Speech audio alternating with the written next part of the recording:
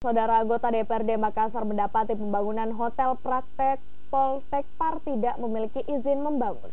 Untuk itu, anggota DPRD meminta pemerintah Makassar untuk menindak adanya pembangunan tanpa izin membangun.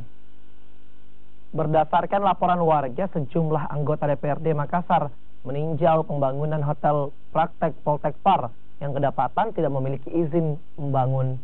Sejumlah anggota DPRD Makassar meminta agar Dinas Tata Ruang menindak dan memberhentikan pembangunan hotel praktek ini karena tidak memiliki surat izin membangun. Selain itu, warga sekitar pembangunan hotel juga mengeluh akibat limbah pembangunan hotel praktek Poltekpar ini.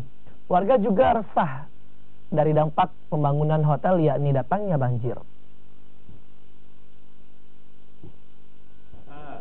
Itulah kelalaiannya. Sebenarnya ini terkait dengan eksekutif juga, lalai dalam pengawasan. Ini terutama juga daerahnya camat yang mestinya harus tegas.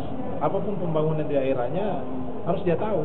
Dan kalau memang melanggar dengan administrasi, tidak harus dihentikan, harus ditindaklanjuti. Ini nanti ada aduan masyarakat, baru kita tahu. DPR.